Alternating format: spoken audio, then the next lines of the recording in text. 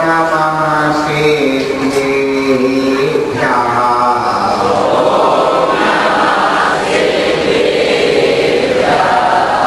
ॐ नमः सिद्धेभ्यः।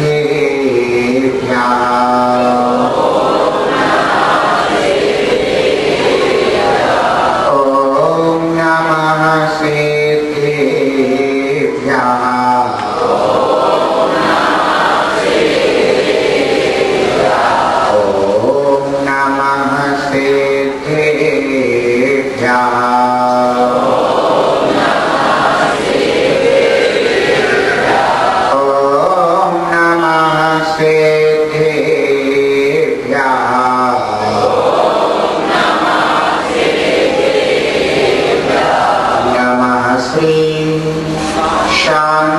शांतिनाथाय जगच्छांति विधायिने कृष्ण कर्मोह शांताय शांतये सर्वकर्मणां नमः श्री वर्धमानाय निर्धूत कैलात्मने सालोकानां त्रैलोकानां यत् विद्या दर्पणायते यत् विद्या दर्पणायते गुरवः पान्तु नो नित्यं ज्ञानदर्शनायका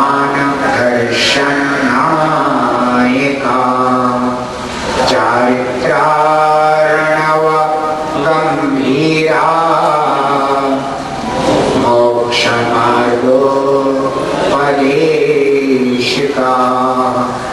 मोक्षमार्गोपदेशिका।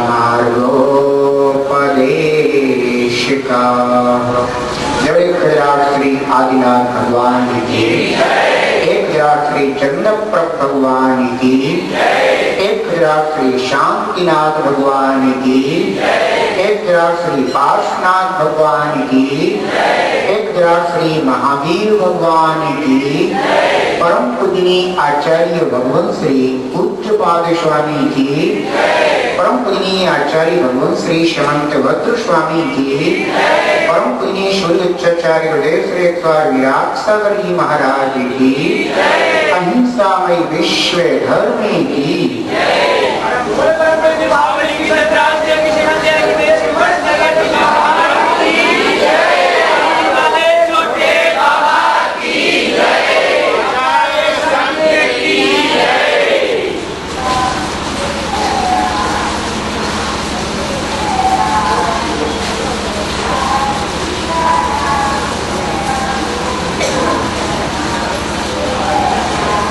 होता जो परतंत्र यहाँ उसके दुख का अंत कहाँ।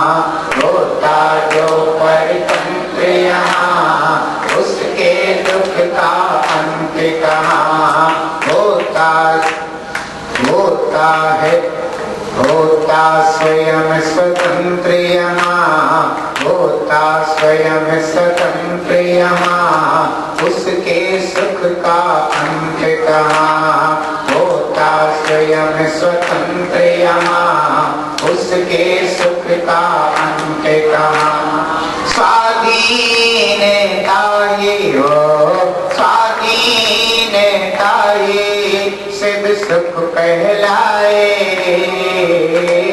जीवन है पानी की बूंद अब मिट जाए। जीवन है पानी की बूंद अब मिट जाए। हानि अनहानि हो हानि अनहानि कब क्या घट जाए। जीवन है पानी की बूंद कब मिट जाए। जीवन है पानी की बूंद कब मिट जाए।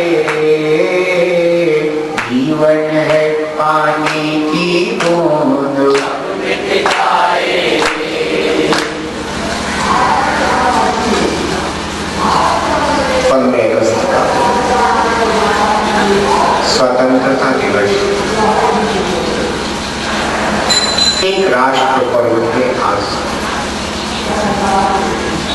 यूं तो जीवन में अनेकों पर्व आते हैं और जो पर्व होते हैं वे हमारे लिए उल्लास लाते हैं,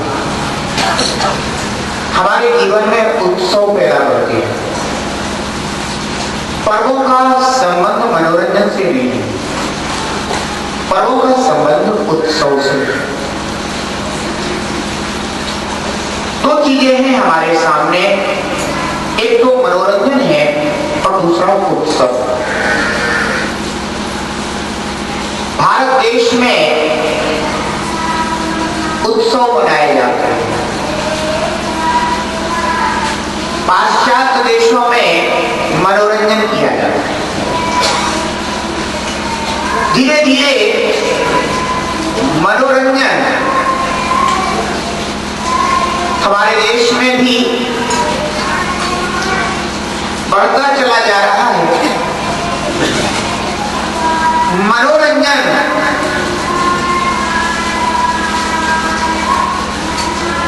एकमात्र हमारे मन को ऐसा लगता है कि जैसे थोड़ी देर के लिए खुशी मिल गई, लेकिन मनोरंजन माने दर्द निवारक। जैसे किसी व्यक्ति के लिए कहीं शरीर में दर्द हो जाए, पीड़ा हो जाए, तो क्या करते हो तुम? दर्द निवारक ले लेते हो। थोड़ी देर के लिए वह दर्द शांत हो जाता है, लेकिन दर्द से मुक्ति नहीं होती। ऐसी मनोरंजन होता है, व्यक्ति संतापित हो, पीड़ित हो, दुख में हो, कष्ट में हो, किसी प्रकार की कोई उदासता हो, अशांति हो, तो सोचता है कि चलो थोड़ी देर के लिए मनोरंजन कर लेते हैं। चलचित्र जितने भी होते हैं ये सब मनोरंजन के साधन कहलाते हैं।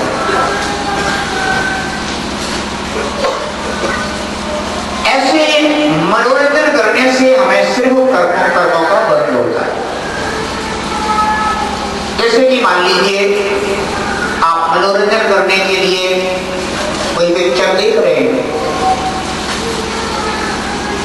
आपको की विशेषता होती है कि अगर कोई चीज अच्छी लगे तो फिर वो उसी में स्थिर हो जाती है। आप पिक्चर देख रहे हैं और पिक्चर अगर आपको अच्छी लग रही है तो यूं समझ लीजिए कि आप उससे जुड़ चुके हैं। आप भले कुछ कर नहीं रहे हैं, लेकिन कर्मबंध की प्रक्रिया आपकी वैसी ही हो रही है जैसी जैसी घटना घट रही। जो दृश्य आंखों के सामने उपस्थित हो रहे हैं वे दृश्य आपको वैसे ही कर्मबंध को कराने में कारण बन रहे हैं। मान लीजिए पिक्चर आप देख रहे हैं और कोई पूजन आराधन का दृश्य आ गया है, तो आपके हृदय में भी वैसे ही तरंगें स्फूर्त होने लग जाती हैं। आपके अंदर भी पूजन के भाव आने लग जाते हैं। जैसे कभी कभी कोई देखते हैं, पार्स चैनल देखते हैं, कोई निर्वाणी चैनल देखते हैं, या और भी कोई अरुण चैनल भी और बहुत से धार्मिक चैनल भी वर्तमान में चल रहे हैं। और उनके ऊपर सुबह हुई और पता चला कि गिरवाणी के सूत्र आ रहे हैं, सुबह जिन भगवान का अभिषेक दिखाया जा रहा है और कदाचित आप बैठे हुए हैं और आप देखने लगे हैं जिन भगवान का अभिषेक हो रहा है, तो आपके परिणामों में स्वयमेव एक भक्ति पैदा हो जाएगी, एक आपके अंदर एक श्रद्धा पैदा हो जाएगी। आप आपको एक रोमांचक आनंद ऐसा लगेगा जैसे कि चलो हमारा कुछ कर्तव्य पूरा हो रहा है। कदाचित ऐसा हो जाता है। अब वर्तमान का समय है, बहुत कुछ बदला हुआ है वर्तमान के समय में। किसी के नियम है कि हम जन्म मंदिर रोज आए, किरण भगवान के दर्शन करें, पूजन करें, वंदन करें, अभिषेक देखें। लेकिन कभी कभी कोई देह से लाचार हो जाते हैं, अस्वस्थता बढ़ जाती है, या शरीर बिल्कुल वृद्धता को प्राप्त हो जाता है। वृद्धापन इतना आ जाता है कि उठते बैठते भी नहीं बन रहा है। अब घर में ही वह बिस्तर पर पड़े हुए, खटिया पर पड़े हुए हैं। अब व्यक्ति ये तो सोचता है कि हमने अपने जीवन में बहुत धर्म किया, बहुत धर्म किया।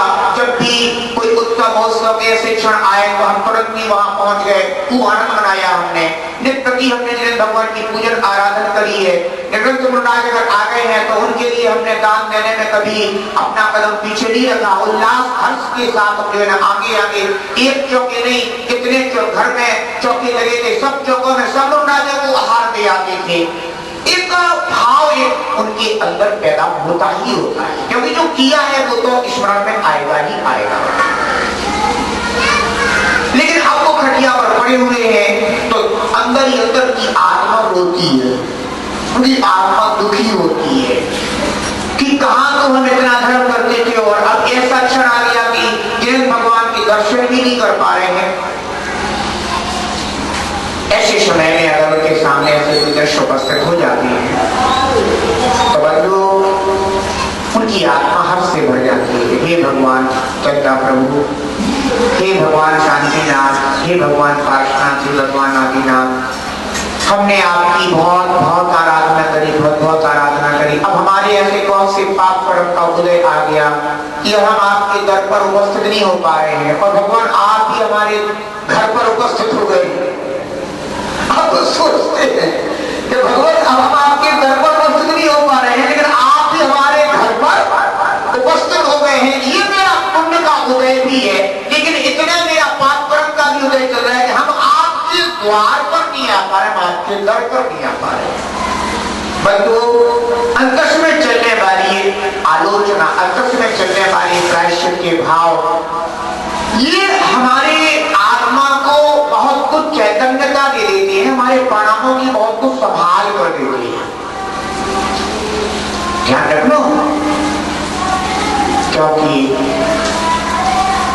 किन्हीं भगवान का अभिषेक देख करके उन्हें अतीत के पल स्मरण में आ जाती है, और वे अतीत के जो पल स्मरण में आए हैं वो स्मरण ही तुम्हारे लिए बंधु समता और समाधि का साधन बन जाता है। अब हम कहते क्या है भगवान से?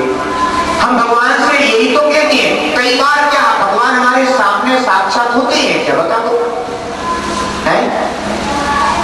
जिस समय घर पर किसी का भी मरण हो रहा हो और उसे महामंत्र का स्मरण कराया जा रहा हो, या जिन्हें भगवान का स्मरण कराया जा रहा हो, तो ये बताओ उस समय क्या भगवान वहां पर उपस्थित हुए हैं? लेकिन वह जो स्मरण है वह स्मरण ही तो उसके लिए समाधि मरण बन रहा है। ऐसे ही जिसने जिनेंद्र भगवान का चलचित्र पर भी दर्शन किया है और उसके लिए जो स्मरण बन गया है वह स्मरण उसके लिए धर्म ध्यान बन गया है, वह स्मरण उसके लिए धर्म साधन बन गया है। ध्यान रखना, उनका वर्णन करो। जैसा मंदिर में बैठ करके कर रहा था ना, वैसे ही वहां बैठ के कर रहा है। लेकिन इसका तात्पर्य मत समझ लेना कि गुरुदेव जी आपने बहुत अच्छा रास्ता बता दिया, क्योंकि हम चाहते क्या है, हम आपके द्वार पर आते इसलिए है कि आप हमें कोई ऐसा रास्ता बता दें। हम चाहते हैं कि हमारे घर पर बैठे बैठे ही हमारा धर्म ज्ञान भी हो जाए और हमें ऐसे बारिश के मौसम में और यहाँ तक ना आना पड़े। तो हम तो यही चाहते हैं, आपने बहुत अच्छा रास्ता बता दिया, अब हम कल से ऐसे ही करेंगे। तो ये ध्यान रखना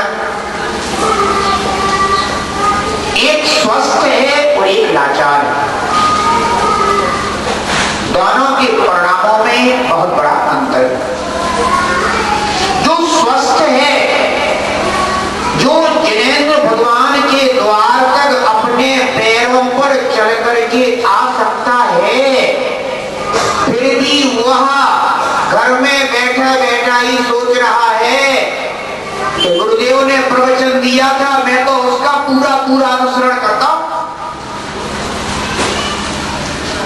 प्रमाद का अनुसरण कर रहा है तो गुरुदेव के वचनों का अनुसरण नहीं कर रहा। ध्यान रखना, तू जिनवाणी का अनुसरण नहीं कर रहा है, तू प्रमाद और आलस्य का अनुसरण कर रहा है। क्यों?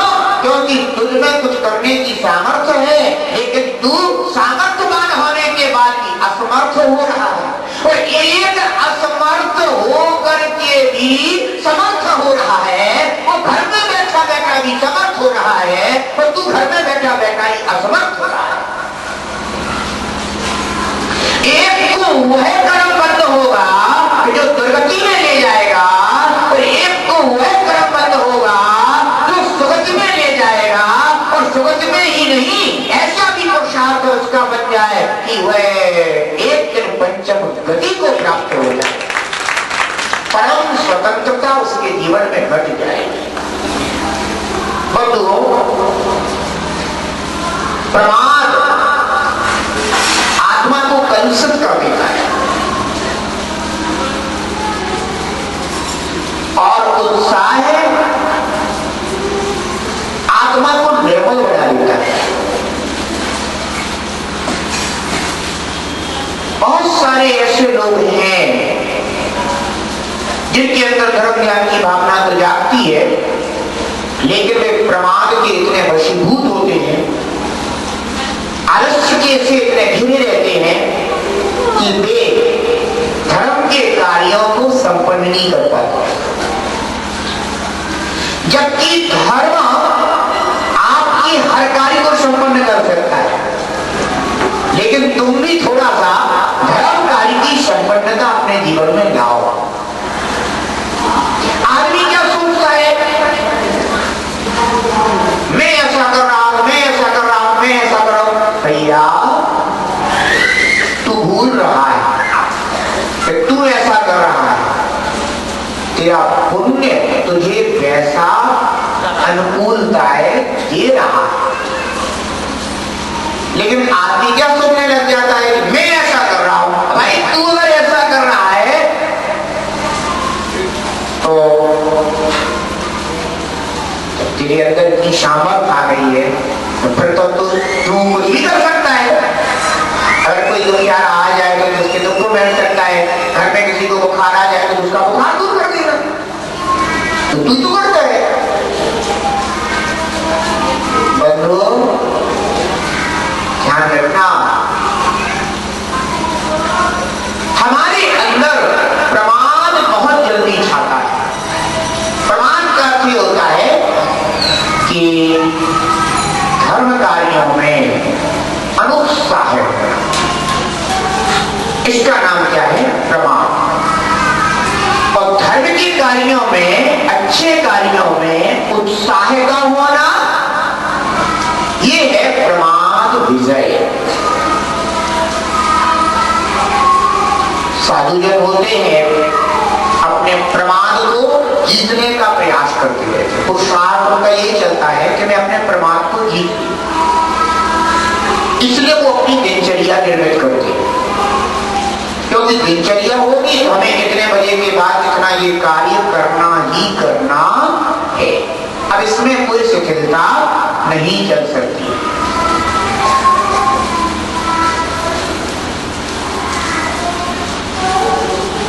बच्चों का भी टाइम टेबल होता है, भी अपने टाइम टेबल के अनुसार अपने सब्जेक्ट जो भी होते हैं उनको कंप्लीट करते हैं। अब देखिएगा, एक बात सोचिएगा, अगर मान लो जैसे आपका बेटा है और आज 15 अगस्त का दिन है और आपका बेटा किसी स्कूल में पढ़ता है और उसे किसी सांस्कृतिक कार्यक्रम में है ना प्रतिभागी बनाया गया है। 10 दिन से मान लो उसकी रिहर्सल अभ्यास चल रहा है और आज उसे कार्यक्रम में जाना है, तो इतने दिनों से उसकी अंदर कैसा उत्साह है? माँ कह रही है बेटा भोजन कर लो, हाँ अभी मुझे जो है ना वहां जाना है, अरे बेटा कर तो ले, तो चला जाना, मैं आगे कर लूंगा। देखो एक बच्चे के अंदर उसके प्रति कितना एक समर्पण है, कितना उत्साह है उस बच्चे के अंदर। तो मुझे ऐसा कार्य करना है। अगर ऐसा ही चिंतन, ऐसे ही विचार, ऐसी ही भाव दशा हमारे धर्म कार्यों के प्रति हो जाए, तो फिर घर का सदस्य ये कहे कि ऐसा करो, एक पराठा ले लो और फिर तुम चले जाना, तो तुम कहोगे कि बस मैं होके आता हूं, फिर पराठा क्या मैं तो तुम ले लो, पड़ोसों की सब ले लूंगा।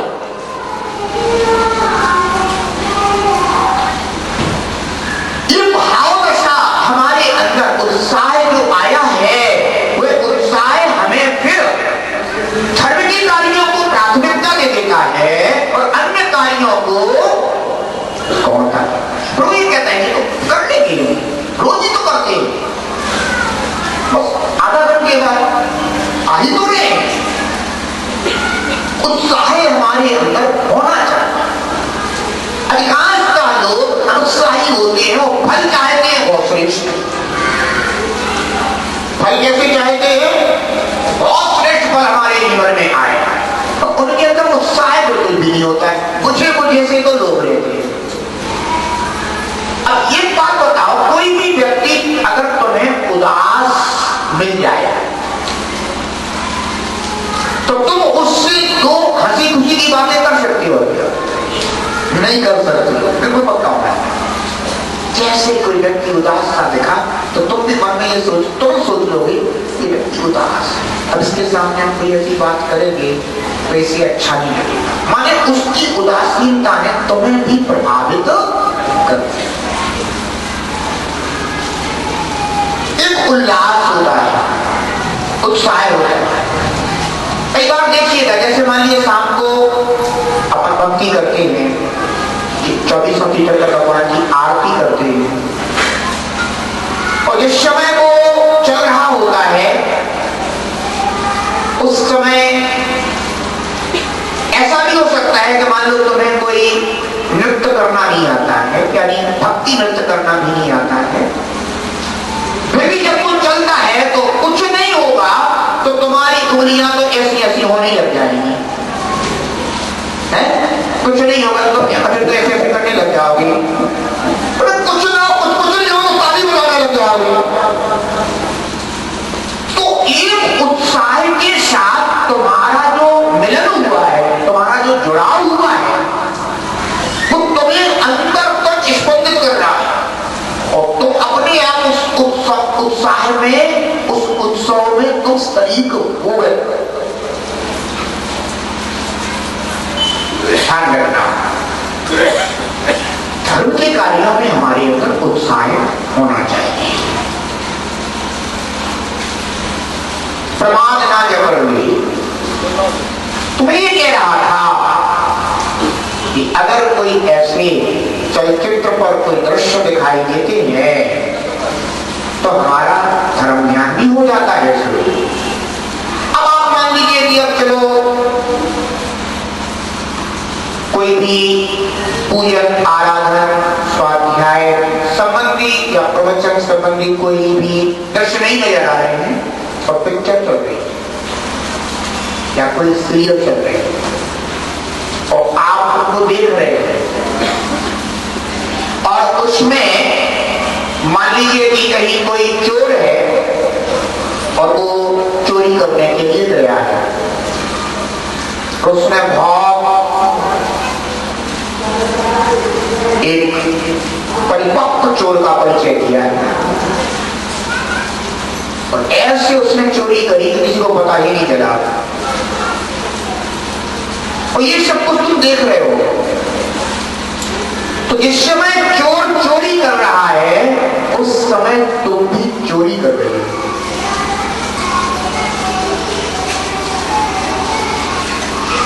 जिस समय कोई किसी को भद्दी गाली आदि दे रहा है तो उस समय तुम भी गाली दे रहे हो। जिस समय कोई हिंसा का दृश्य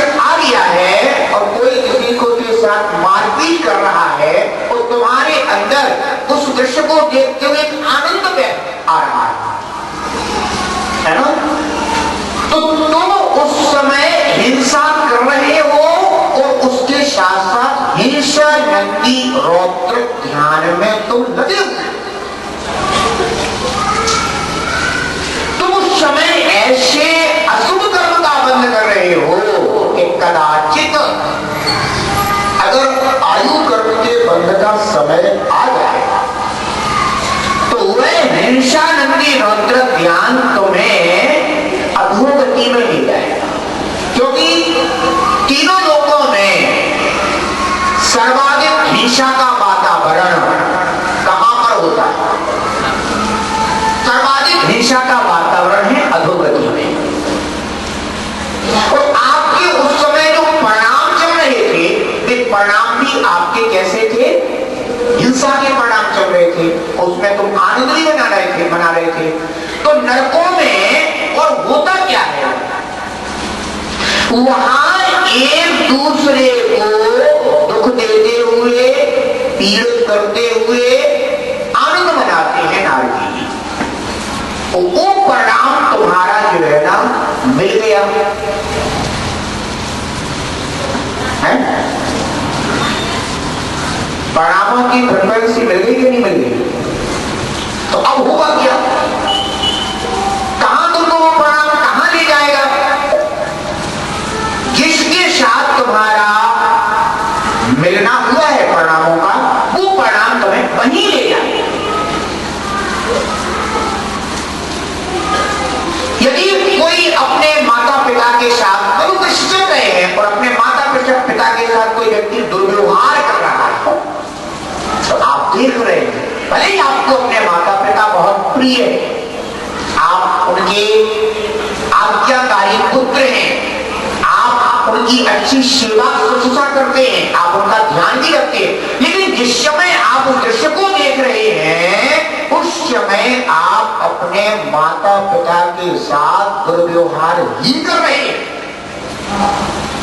क्योंकि आपके लिए उस समय जो कर्म बंध की प्रक्रिया चल रही है, वह कर्म जब भी उदय में आएगा, वह तुम्हारे द्वारा तुम्हारे माता पिता के साथ ऐसा दुर्व्यवहार कराएगा ही कराएगा। क्योंकि अभी हमारा आत्मपुरुषार्थ तो उतना महान है नहीं, हम तो कर्म के फलों को भोगने में ही लगे रहते हैं। तो जब हम अन्य कर्मों को फलों को भोगते हैं और वैसे हो जाते हैं, तो क्या जब ये कर्म उदय में आएगा, तो क्या हम अपने माता पिता के प्रति वैसे नहीं बन जाएंगे? क्या हम अपने परिवार के सदस्यों के प्रति वैसा दुर्व्यवहार नहीं करने लगेंगे? क्या कई बार लोग कहते हैं कि हमें तो अपना परिवार बहुत अच्छा लगता है, लेकिन कभी कभी ऐसा अपने आप हो जाता है, हमें पता ही नहीं चलता। तुम्हें पता चलेगा कैसे? क्योंकि तुमने कार्य ही ऐसे किए हैं, तुमने हंसी खुशी में वो दृश्य देखे हैं और कर्म मांगे हैं, अपने कर्म उदय में आ रहे हैं और फिर तुमको वैसा करा रहे हैं और तुम्हें कुछ पता चल नहीं रहा है। आखिर क्यों कहा जाता है कि आप अच्छी चीजें देखिए? क्योंकि अगर आप बगीचे में गए, उद्यान में गए और आपने कोई फूल देखा है, पुष्प देखा है, उसमें सुगंध बह रही है, सौरभ महक रही है, और आपने उस पुष्प को अपने हाथों में ले लिया है और आप घर तक पहुंच गए, तो आपने वह उद्यान की सुगंध, सौरभ अपने घर में भी महका दी। वह सौरभ आपके घर में महक रही है, वो फूल सुगंध वहां भी फैला रहा है। और यदि आप कोई चुभन लेकर के गए, मान लीजिए आप मित्रों के साथ ही थे और सामान्य चर्चा चल रही थी, सामान्य चर्चा होते होते होते होते और कोई बात बिगड़ गई, तो जैसे बात बिगड़ी तो भीतर ही भीतर एक चुभन पैदा हो गई और आपने सोचा कि अरे चलो, और आप एकदम से उठकर के वहां से और अपने घर को चल दिए। अब आप जब घर पहुंच गए हैं और उस चुभन आप लेकर के गए हैं, तो उस चुभन से आप न जाने अपने परिवार में कितने लोगों को चुभन पैदा कर दें। क्योंकि आप जो लेकर के गए हैं, अब आप उसी को बांटेंगे, जो आपके हाथ में होगा आप वही देंगे। अगर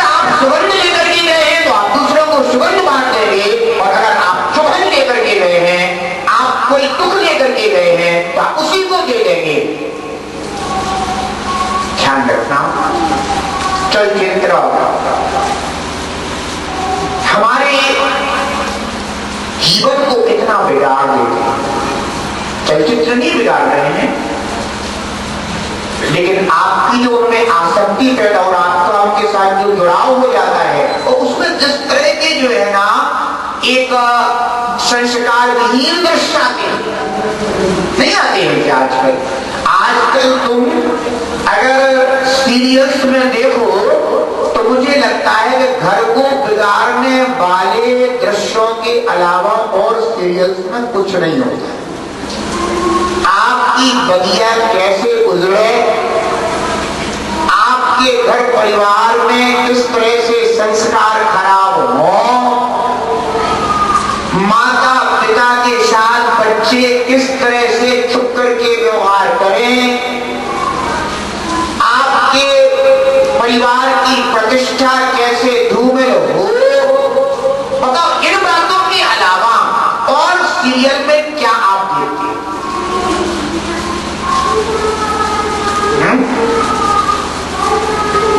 घर का एक अपना सदस्य किस तरह से अपने ही साथी के साथ छल कर रहा है, मायाचार कर रहा है, कपट कर रहा है, धोखा दे रहा है, इसके अलावा आज सीरियल्स में और क्या देखने को मिल रहा है?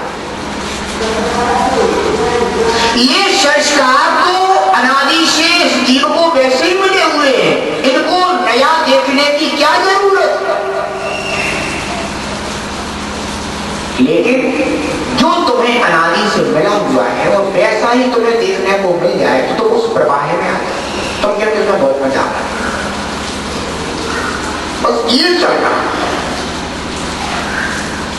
इससे मतलब नहीं है कि तुम कहां कहां गिरोगे, कहां कहां ठोकर खाओगे, कहां कहां चोटिल होगे, कितनी बड़ी बड़ी घटनाएं तुम्हारे जीवन में इस कारण से घटेगी, तुम्हें बोलो दिखाने वाले को इससे कोई प्रयोजन नहीं है। उसको तो सीधी सी बात है कि देखने वाले आना चाहिए, चाहे कैसे भी आए। बंधुओं, आज स्वतंत्रता दिवस का दिन और भारत देश को स्वतंत्रता मिली, लेकिन यह स्वतंत्रता तभी मिली जब हमने अपनी धरती को अपना समझा, जब हमें अपने देश के प्रति रक्षा का भाव है। हमें अपने देश के लिए भी कुछ करना चाहिए, अपने राष्ट्र के प्रति हमें कैसे होना चाहिए। हम अपने वतन को इस गुलामियत की जंजीरों में बंधा हुआ नहीं देख सकते, चुभन पैदा हुई और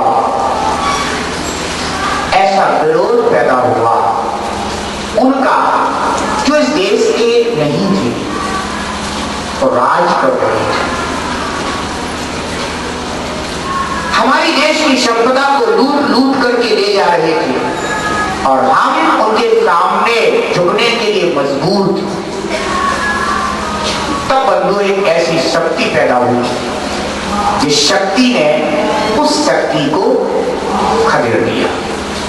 बंधुओं, एक बात ध्यान रखना, यदि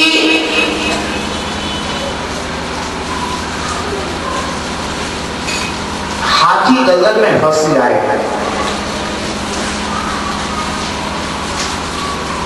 और उसे दलदल से बाहर निकालना हो तो चूहे हाथी को दलदल से बाहर नहीं निकाल सकते। आ जाए 10-25 चूहे और कहे, अरे हाथी मामा आप दलदल में फंसे हो, लेकिन आप चिंता नहीं करें, आपका भांजा आ गया है, मैं अब भी आज आपको जो है दलदल से बाहर निकालता हूं और आप चिंता नहीं करें, अभी हाल आपको आपकी पूंछ में अपनी पूंछ बांध करके अभी हाल आपको हम बाहर निकालते हैं। अब बदलाव, हाथी की पूंछ में चूहे ने अपनी पूंछ बांध दी तो चूहे का क्या होगा?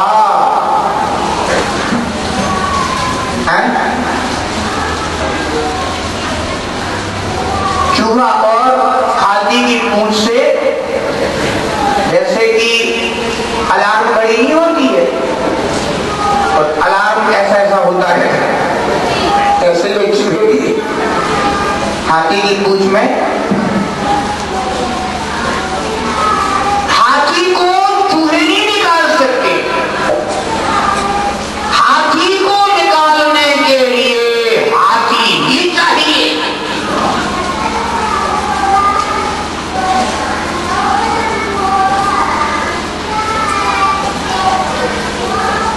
अगर हाथी आ गया है तो वो जरूर सूंड से खींच ही देगा, क्योंकि शक्तिवान के सामने शक्तिवान ही चाहिए।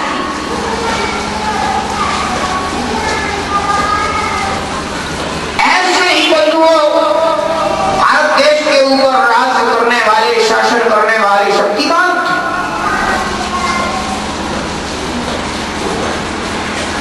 तो शक्ति चाहिए।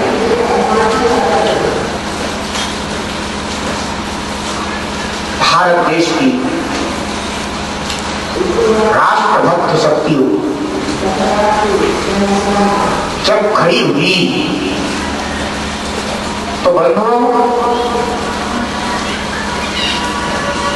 जो राज्य कर रहे थे, शासन कर रहे थे, उन्हें ये एहसास हो गया कि राष्ट्रभक्त शक्ति के सामने अब हमारी शक्ति कुछ नहीं कर सकती।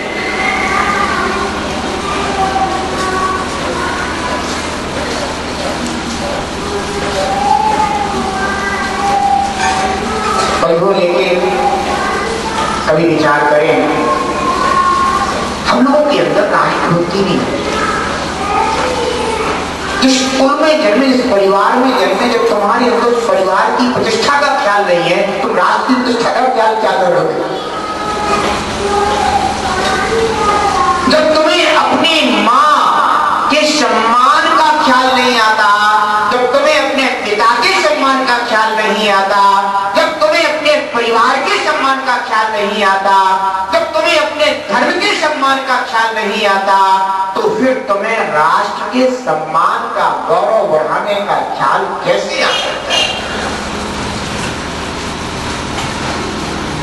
बंधुओं, हमारे अंदर राष्ट्रभक्ति अवश्य होनी चाहिए।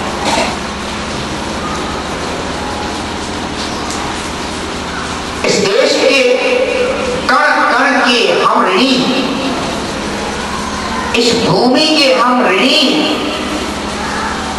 क्योंकि इस भूमि पर हमारा जन्म हुआ है। इस भूमि ने मुझे चलना सिखाया,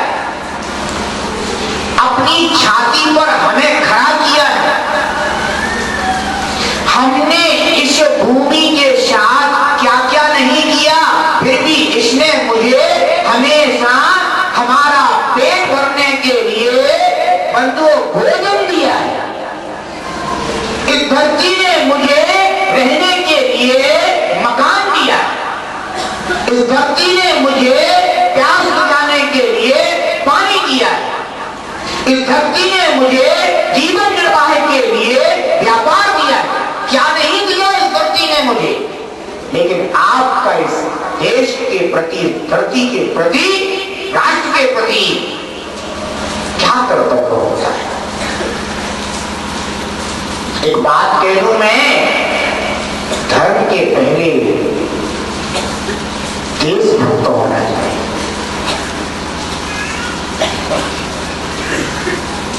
आज हम देखते हैं भारत देश में अनेक धर्मों और उनके अनुयायी रहते हैं, वो सब अपने अपने धर्म का झंडा ऊंचा किए रहते हैं। ठीक है, आपका अपने धर्म के प्रति वो श्रद्धा है,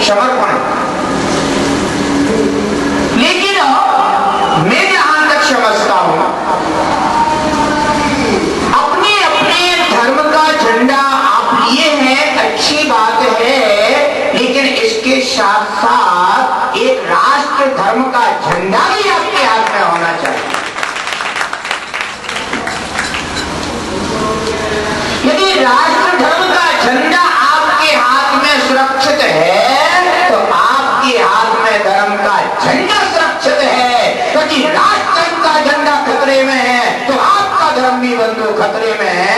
आपका झंडा कभी ऊंचा नहीं रह सकता है। मैंने एक कविता लिखी थी, देश और धर्म के लिए जियो, देश और धर्म के लिए जियो, देश और धर्म के लिए जियो, देश और धर्म के लिए जियो। बंधुओं, देश,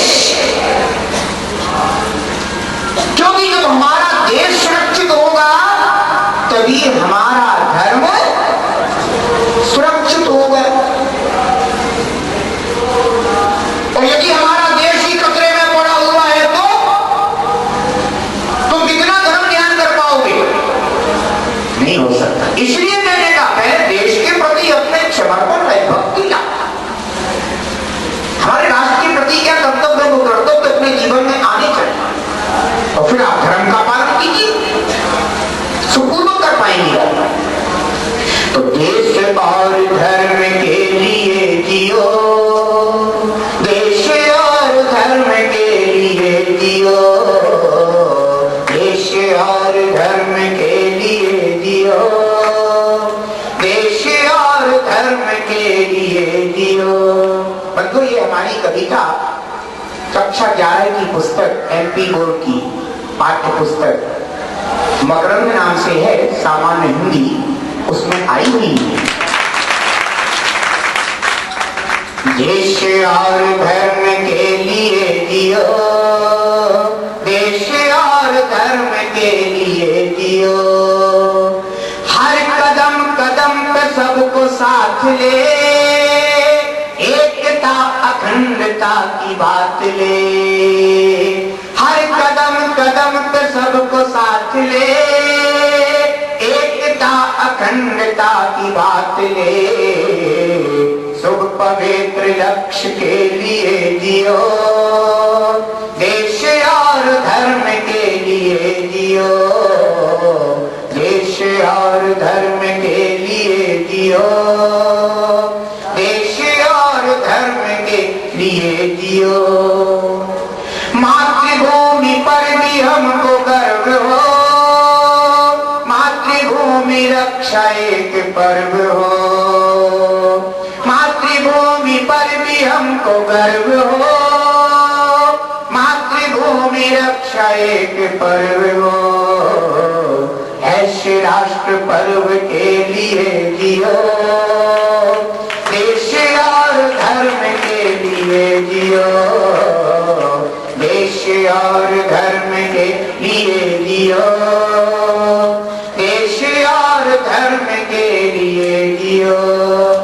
हमारा धर्म ये सिखाता है कि आप किसी दूसरे के धर्म पालन में सहयोगी बनते हैं तो आप भी धार्मिक, एक भारत देश का सैनिक जो सीमा पर खड़ा हुआ है, इसलिए बंधुओं, इसलिए कि हमारे भाई बंधु अपने अपने धर्म का पालन कर सके, और अगर उसके अंदर वो भाव है तो तुम्हारे धर्म का पालन करा रहा है तो बंधु उसका भी धर्म पालन हो रहा है।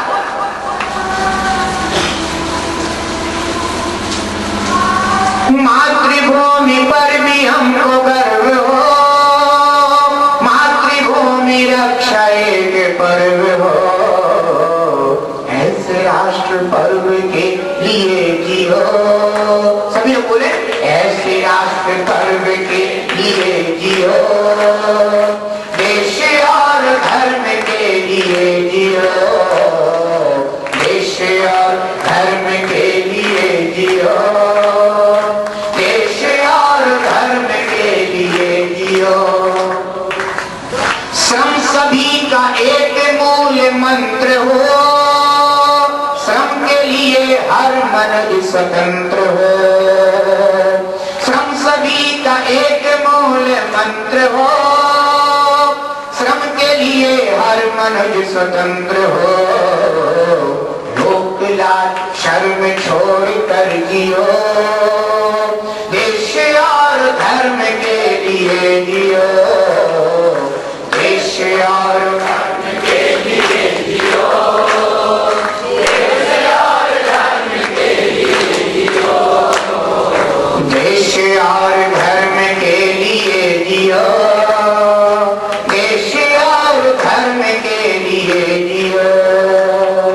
हो अनाथ दुखिया अगर राह में, हो सहानुभूति भर निगाह में, हो अनाथ दुखिया अगर राह में, हो सहानुभूति भर निगाह में। आपने कभी अपने शास्त्रों में पढ़ा ही नहीं था क्या? एक सेठ जिसका नाम था पद्मजी, जिनालय से जिन्हें भगवान की पूजन आराधना करके लौट रहा था, रास्ते में एक बैल मरणासन अवस्था में पड़ा हुआ था। पद्मजी शेख के हृदय में उसके प्रति ऐसी सहानुभूति जागी और उन्होंने उसके कान में महामंत्र सुना दिया। एक श्वान, एक कुत्ता दूसरों के द्वारा पीड़ित होकर के मरणासन अवस्था को प्राप्त हो गया था और एक जीवंत कुमार वहां से गुजर रहे थे और उन्होंने उसके प्रति सहानुभूति दिखाई, उसके कान में नमोकार मंत्र सुना दिया।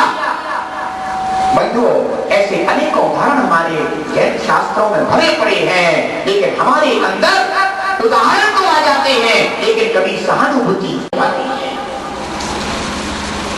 हो अनाथ दुखिया अगर राह में, हो सहानुभूति हर निगाह में, करुणा और प्रेम के लिए जियो, देश और धर्म के लिए जियो, देश और धर्म के लिए जियो, देश और धर्म के लिए जियो, देश और धर्म के लिए जियो, देश और धर्म के लिए जियो।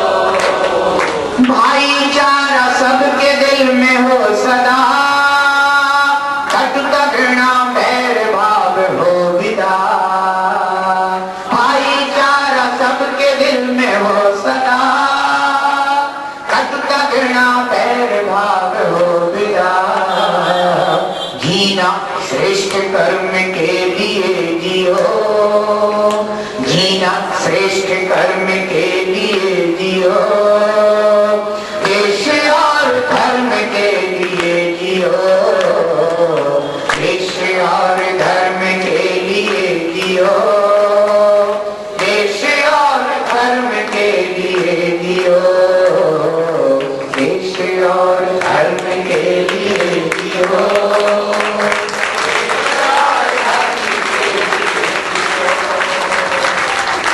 बच्चों, हमारे अंदर एक जुनून होना चाहिए अपने देश और धर्म के प्रति।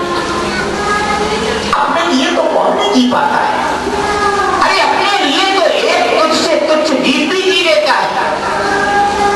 एक निकृष्ट से निकृष्ट जिसे हम जीव कहते हैं वो भी अपने लिए जी लेता है, लेकिन हमारे अंदर देश और धर्म के लिए जीने का जज्बा होना चाहिए। हमारे अंदर वो जज्बात होने चाहिए जो हमारे हमें इस ऋण से मुक्त कर। ऋणी है हम, ऋणी। बंधुओं, ध्यान रखना, हमने ये तो सीखा है कि एक पिता के हम ऋणी हैं, एक माता के हम ऋणी हैं, एक परिवार के हम ऋणी हैं, लेकिन बंधुओं, तुम इस देश में पैदा हुए, उस देश के भी तुम ऋणी हो, उस धर्म में तुम पैदा हुए, उस धर्म के भी तुम ऋणी हो।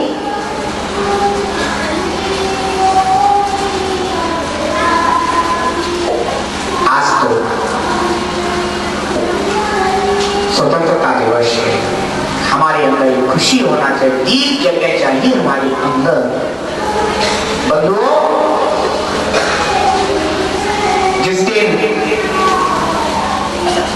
दीपावली का पर्व आएगा, उस दिन तो तुम अपने घर में दीप जलाओगे, क्योंकि भगवान महावीर का निर्वाण हुआ।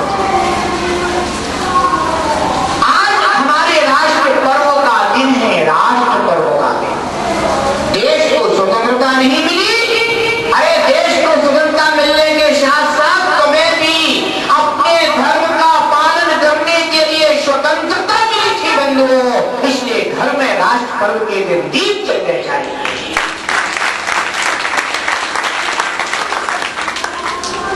तुम्हें वो स्वतंत्रता मिली कि तुम अपने धर्म का पालन स्वतंत्र होकर के कर सकते हो।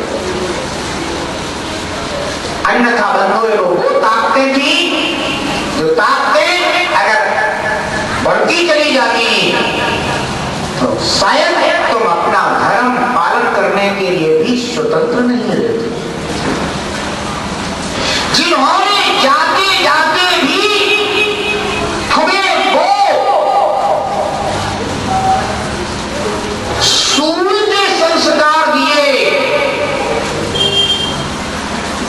जिन्हें तुम स्कूल के संस्कार कहते हो। जब हमारे देश का बंटवारा हो गया और वो इस देश को छोड़ करके जाने के लिए तैयार हो गए, तो भी उनके भीतर का जो बंधुओं निष्ठा भाव था, खोटा भाव था, वो गया नहीं। और उन्होंने ये सोचा कि अब हम इस भारत देश के संस्कारों को कैसे तोड़ सकते हैं। तो बंधुओं यहां पर सर्वे किया गया था और सर्वे करने के बाद ये पाया गया था, ये सर्वे तो पहले ही हो गया था, और इस सर्वे में यह पाया गया था कि भारत देश को अगर पराधीन बना करके ही रखना है तो यहाँ की शिक्षा पद्धति में बदलाव करना होगा, तो हम इन्हें गुलाम बना करके रख सकते हैं। तो बिल्कुल लिखे हुए है ना पत्र है ये पत्र, तो लॉर्ड मैकाले को इसके लिए जो है ना अनुबंधित किया गया था कि आप गांव-गांव घूमे, और बंधुओं जिन्हें प्रतिनिधि बना करके यहाँ भेजा गया था वे गांव-गांव शहर-शहर घूम करके उन्होंने पूरी वहां की संस्कृति को देखा था उस समय, और ये जाना था कि यहाँ के लोगों में अपने देश के प्रति अटूट भक्ति है, और जब तक इनकी शिक्षा पद्धति को नहीं तोड़ा जाएगा तब तक इनके अंदर देशभक्ति। तो बंधु लॉर्ड मैकाले ने एक शिक्षा पद्धति का प्रस्ताव दिया था और भारत देश में स्कूल खोले गए थे कि अगर इस तरह की हम शिक्षा पद्धति यहाँ पर लागू कर देंगे तो इनकी संस्कार पद्धति समाप्त हो जाएगी, और जब संस्कार पद्धति नहीं होगी तो ये हमारे गुलाम बने रहेंगे। उस समय के पत्र आज भी सुरक्षित हैं बंधुओं, जो पढ़े जा सकते हैं, देखे जा सकते हैं, उनके ही राइटिंग में। लेकिन वर्तमान में जो देखा जा रहा है ना बंधुओं, शिक्षा पद्धति में कितना बदलाव हो गया।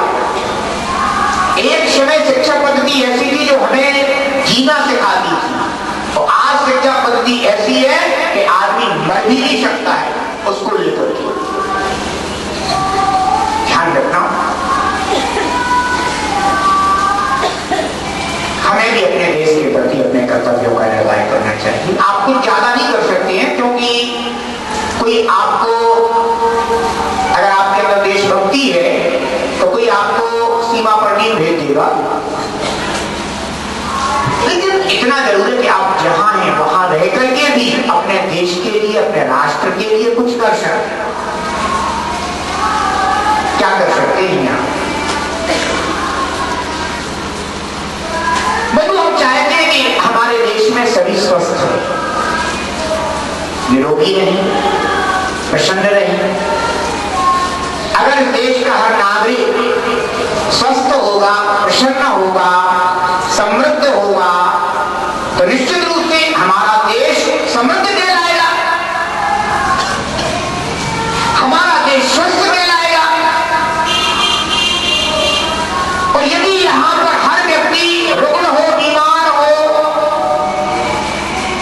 भी विश्व स्तर का सर्वे होगा तो यही पाया जाएगा कि भारत देश में जो है ना इस तरह से अस्वस्थ बीमार लोग,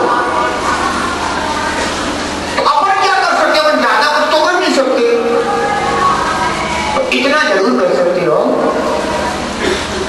कि यदि आप अपने घर पर हैं और आपने भोजन पान सब कुछ कर लिया है और उसका जो बचा हुआ गंगा पानी आदि है, तो कम से कम आप अपनी छत से नीचे तो नहाएंगे। इतनी देशभक्ति का परिचय दे रहे हैं।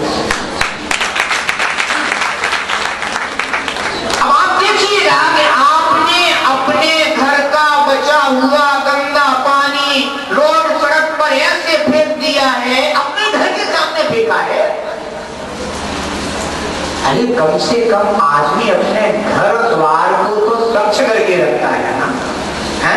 तो एक बात बताओ अच्छा, अगर इस देश में रहने वाले प्रत्येक नागरिक के अंदर ये भाव आ जाए कि मुझे अपना घर द्वार स्वच्छ रखना है, ठीक है ना, तो ये बताओ आपकी हर गली और आपका हर द्वार और आपका है ना नगर का हर स्थान अपने आप स्वच्छ और साफ नहीं हो जाएगा क्या? हो जाएगा। सिर्फ इतनी को करना है कि हमें तो अपने घर को स्वच्छ कर, द्वार को स्वच्छ रखना है। आपने अपना द्वार स्वच्छ कर दिया, पड़ोसी ने अपना द्वार स्वच्छ कर दिया, उसके पड़ोसी ने अपना द्वार स्वच्छ कर दिया, सबने अपने अपने द्वार को स्वच्छ कर दिया। एक जगह पर भैया जो भी कूड़ा करकट का इकट्ठा करके रख दिया, सरकार की व्यवस्था है कि वह जो भी कूड़ा करकट होता है भैया वो उठा करके अलग करवा देंगे, तुम्हें कोई अलग करके फेंकने नहीं जाना है। अगर तुमने इतना भी काम कर दिया है तो ये बताओ तुमने अपने नगर को स्वच्छ कर दिया या नहीं कर दिया? कोई बहुत बड़ी तुम्हें कहीं झाड़ू लगाने तो नहीं जाना पड़ा, अपने घर के द्वार से तो स्वच्छ किया है, लेकिन हमारे अंदर वो भाव नहीं आया। यही कीड़े पनप रहे हैं, बैक्टीरिया पनप रहे हैं, वायरस पनप रहे हैं, यही तुम्हारी देह पर आक्रमण कर रहे हैं, तुम रोगी हो रहे हो, फिर दिखाने के लिए दिल्ली और बॉम्बे और नागपुर और हैदराबाद जाने कहां नहीं भाग रहे हो, लेकिन अपने घर के आसपास आप स्वच्छता नहीं कर सकते, इतना कर्तव्य निर्वाह नहीं कर सकते।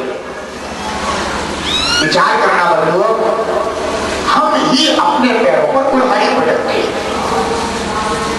भीतर का भाव चाहिए बंधुओं। आपने लिया और पूरा का पूरा जो है सब्जी और ऐसे फेंक दिया, कोई बात नहीं। आप किसी जानवर को फल नहीं खिला सकते हैं? अगर आप किसी जानवर को फल नहीं खिला सकते हैं तो कम से कम जो फल के छिलके बचे हुए हैं वे तो कम से कम उसके सामने रख दो बंधु, उसका भी काम हो जाएगा और तुम्हारा भी कर्तव्य हो जाएगा। छोटे छोटे से अगर आप कार्य कर लेते हैं तो मैं समझता हूं कि आप 15 अगस्त मना लेंगे। केवल बंधु इससे 15 अगस्त नहीं मनाया जाता कि आपने थोड़ा सा जय जयकार कर लिया है ना, और कोई सांस्कृतिक कार्यक्रम, ठीक है, सब कुछ गतिविधियां तो सभी होनी चाहिए, लेकिन हमारे अंदर एक दायित्व का बोध होना चाहिए, एक कर्तव्य बोध होना चाहिए। बहुत छोटी छोटी सी चीजें हैं, अगर आप इतना कर पाएंगे तो मैं समझूंगा वास्तव में आप एक राष्ट्रभक्त नागरिक, आप भारत देश के एक श्रेष्ठ नागरिक। अन्यथा जो व्यक्ति नागरिक ही नहीं बन पाया वो क्या धार्मिक बनेगा, उससे क्या अपेक्षा रखी जा सकती है? इसलिए बंधु क्यों ना हम सब मिलकर के कुछ ऐसा संस्कार अपने जीवन में पैदा करें कि हम अपने देश के प्रति भी समर्पित नागरिक कहलाएंगे, अपने परिवार के प्रति भी समर्पित नागरिक कहलाएंगे और अपने घर द्वार को स्वच्छ रखेंगे। तो हमारे घर द्वार में भी बंधुओं, अगर आपका घर द्वार स्वच्छ है, कहते हैं कि शबरी रोज अपने घर के द्वार को स्वच्छ करती थी, दूर तक रास्ते को स्वच्छ कर देती थी, उसके भाव थे कि हमारे घर में कभी राम जरूर आएंगे। अरे आपका घर द्वार स्वच्छ होगा तो राम आए या ना आए, लेकिन निर्ग्रंथ मुनिराज जरूर आपके घर के द्वार पर आएंगे। इसलिए बंधुओं, क्यों ना हम थोड़ा सा अपने अंदर ऐसा कर्तव्य को जागृत करें, एक प्रेम भाव आपस में भी जगाने की कोशिश करें, और हम बंधुओं थोड़े से दायित्वों का निर्वाह करेंगे तो निश्चित रूप से हम इस धरती के ऋण से मुक्त होकर के ही यहाँ से जाएंगे। हम अपने इस देश के प्रति कर्तव्य निर्वाह करके जाएंगे। सभी की जिंदगी में बस करिश्मा एक हो जाए, सभी की जिंदगी में बस करिश्मा एक हो जाए, रहे आपस में सब हिलमिल दिल सबका नेक हो जाए, रहे आपस में सब हिलमिल दिल सबका नेक हो जाए। न अपने स्वार्थ की खातिर किसी को दर्द दे कोई, न अपने स्वार्थ की खातिर किसी को दर्द दे कोई, मिलकर राह में दुखिया तो उससे प्रेम हो जाए, मिलकर राह में दुखिया तो उससे प्रेम हो जाए। नफरत की दीवारें सभी के दिल से गिर जाए। बंधुओं, दीवारें बाहर खड़ी नहीं होती। एक परिवार में दो भाइयों के बीच घर में दीवार खड़ी हो गई, लेकिन घर में दीवार तब खड़ी हुई जब दिल में दीवार खड़ी हुई। नफरत की दीवारें सभी के दिल से गिर जाए, सभी का प्रेम का आंगन, सभी का प्रेम का आंगन गगन सा एक हो जाए, सभी का प्रेम का आंगन गगन सा एक हो जाए।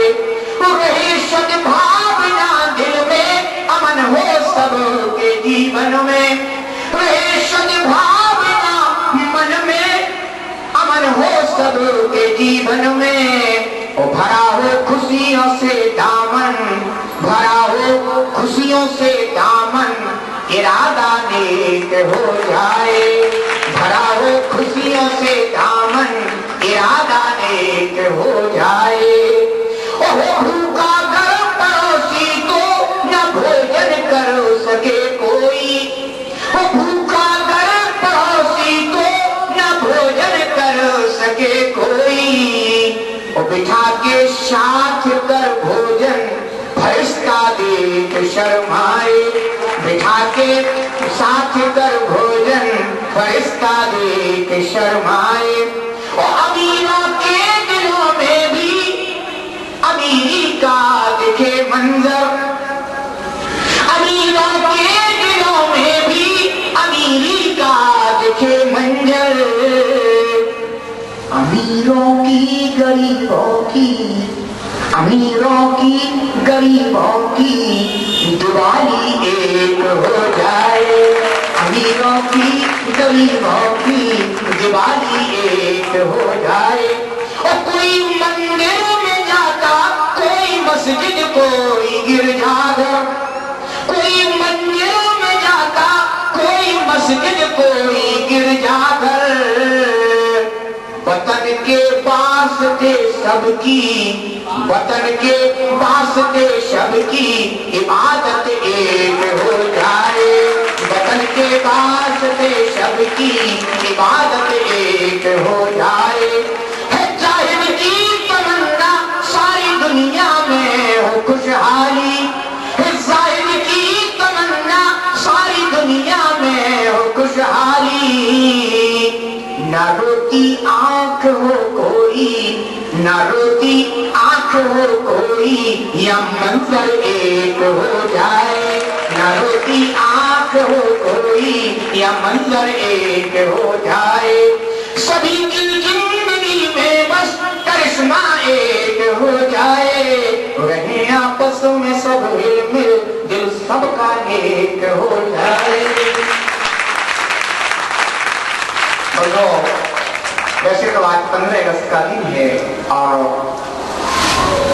एक कार्यक्रम आयोजित किया गया था कि आज 15 अगस्त को कवि सम्मेलन होना है, लेकिन मैंने 2 दिन पहले ही मैंने कहा भैया रहने दो, और आज अपन देख ही रहे कल पूरी रात से बारिश कर गई है ना, और अगर अपन रख भी लेंगे तो जो होता है ना, और जो गुरु के हृदय में बात आती है ना, वो कोई ना कोई विशेष बात है। इसलिए बंधुओं मैंने तुम्हारी थोड़ी सी पूर्ति करने का प्रयास कर दिया है। हमने कहा चलो भाई इनको 1-2 रचनाएं सुना दो, तो बंधुओं ध्यान रखना, लेकिन हम रचना सुने और साथ ही साथ रचना करना भी सीखें। बंधुओं विध्वंस करना और मिटाना ये तो बहुत सरल होता है, लेकिन रचना करना बहुत कठिन होता है। रचना सुने, रचना करें, सभी के लिए मेरा आज के लिए यही मांगलिक आशीष है। सभी के जीवन में सुख शांति हो। होता जो परतंत्र यहाँ, उसके दुख का अंत कहाँ। होता जो परतंत्र यहाँ, उसके दुख का अंत कहाँ। जो स्वतंत्रता पाता है, उसके सुख का अंत कहाँ।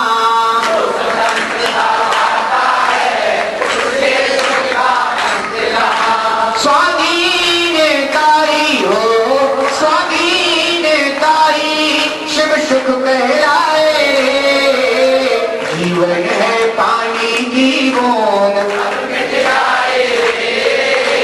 हानि अनहोनी हो, कब क्या घट जाए रे। जीवन है पानी की बूंद, कब मिट जाए रे। जीवन है पानी की बूंद, कब मिट जाए रे। जीवन है